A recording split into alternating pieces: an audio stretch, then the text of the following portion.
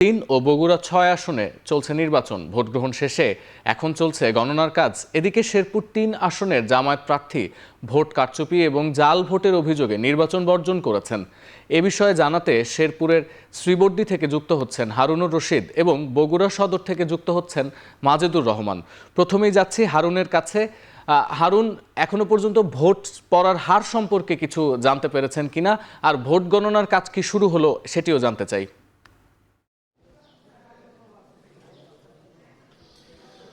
সতীর্থ একটানা ভোট গ্রহণ হয়েছে সকাল 7:30 থেকে 4:30 পর্যন্ত এবং ভোট গ্রহণ শেষে এখন কিন্তু গণনার কাজ চলছে। আমরা রয়েছি শ্রীবর্দী উপজেলা সদরের ইসলামিয়া কামিল মাদ্রাসা ভোট কেন্দ্রে এবং এই ভোট কেন্দ্রেও স্বাভাবিকভাবেই অন্যান্য কেন্দ্রের মতো এখানেও কিন্তু গণনার যে কার্যক্রম সেটি চলছে। আমরা দেখতে পাচ্ছি যে যারা ভোট গ্রহণকারী কর্মকর্তা যারা রয়েছেন, প্রিজাইডিং অফিসার, পোলিং অফিসার সহ অন্যান্য যারা ভোট গ্রহণকারী কর্মকর্তা রয়েছেন তারা কিন্তু এই মুহূর্তে ভোট গণনার যে কার্যক্রম সেটি করছেন।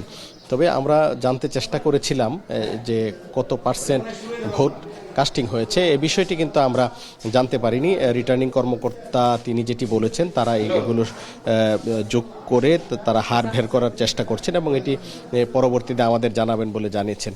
তবে আমি যদি একটু জানিয়ে রাখি যে আজকে বিচ্ছিন্ন ঘটনা ছাড়া কিন্তু শান্তিপূর্ণভাবেই ভোট গ্রহণ সম্পন্ন হয়েছে। যদিও এখানে জামায়াত ইসলামীর প্রার্থী যিনি রয়েছেন তিনি আজকে বেলা 3:15টার দিকে ভোটে ব্যাপক কারচুপির অভিযোগ এনেছেন, জাল ভোট এবং তার এজেন্টদের বের করে দেওয়া সহ বল প্রয়োগের অভিযোগে কিন্তু তিনি তার যে নির্বাচন সেটি ভোট গ্রহণ বর্জন করে শ্রীবর্দীর উপজেলা জামাতের যে কার্যালয় রয়েছে উত্তরবাজার এলাকায় সেখানে সংবাদ সম্মেলন করে কিন্তু তিনি সেটি শেষ করেছেন। এবং আমরা যদি একটু বলে রাখি যে এখন বিএনপির প্রার্থীরও সংবাদ সম্মেলন করার কথা ছিল, কিন্তু সেটি আমরা বিএনপির দলীয় কার্যালয়েও গিয়েছিলাম, কিন্তু এখনও সেই সংবাদ সম্মেলনটি হয়নি। পরবর্তীতে যখন হবে তখন বিএনপির প্রার্থীর যে প্রতিক্রিয়া সেটি আমরা জানিয়ে দিতে পারবো।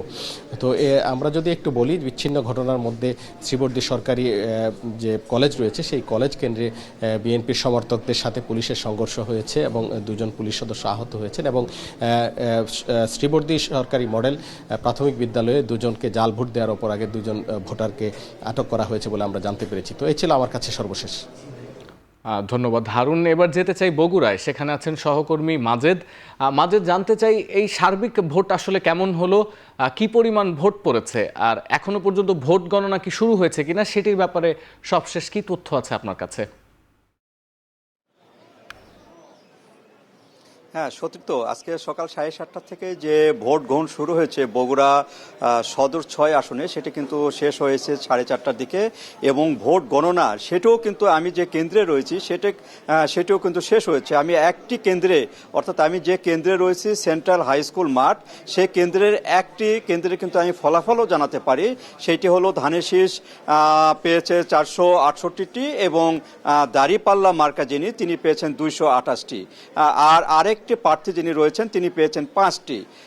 এই আজকে যে প্রথম একটি ভোট কেন্দ্রে যে ফলাফল সেটা কিন্তু আমি জানতে পেরেছি এবং পাশে কিন্তু আরেকটি ভোট কেন্দ্রে গণনা চলছে। এইভাবে কিন্তু গণনা কাজ কিন্তু চলছে এবং সকাল থেকে যে ভোট গ্রহণ চলছিল তা কিন্তু সুষ্ঠু এবং শান্তিপূর্ণভাবে কিন্তু এখানে সমাপ্ত হয়েছে। কোনো অপ্রীতিকর ঘটনা কিন্তু এখানে ঘটেনি এবং তেমন কোনো অভিযোগও এখানে আমরা পাইনি। তবে এখানে ভোটের হারটি সেটি কিন্তু আমরা 4টা পর্যন্ত আমরা খুব কম দেখেছিলাম, অর্থাৎ 35% দেখেছিলাম। তারপরে 4:30 পর্যন্ত কতখানি হয়েছে তা কিন্তু আমরা এখনো জানতে পারিনি। তবে সার্বিক পরিস্থিতি কিন্তু এখানে খুবই সুন্দর এবং ভোটের গণনা এবং আইন শৃঙ্খলা পরিস্থিতি সব কিন্তু একটি অনুকূলে ছিল, যে ভোটের একটা পরিবেশ একটা ছিল, যে কারণে কিন্তু এখানে সবাই মেনে নিয়েছে যে ভোটটা একটু সুষ্ঠু শান্তিপূর্ণভাবে হয়েছে এবং গণনাও কিন্তু খুব অল্প সময়ের মধ্যে শেষ হবে, অর্থাৎ এখানে হয়তো 8টা-9টার মধ্যে কিন্তু আমরা সম্পূর্ণ গণনা জানতে পারবো। তো এই ছিল সতীর্থ আমার কাছে বগুড়া যে 6 সদর আসন থেকে তার ভোট গ্রহণ এবং যে গণনা তার সর্বশেষ। যুক্ত হয়েছিলেন সহকর্মী মাজেদুর রহমান।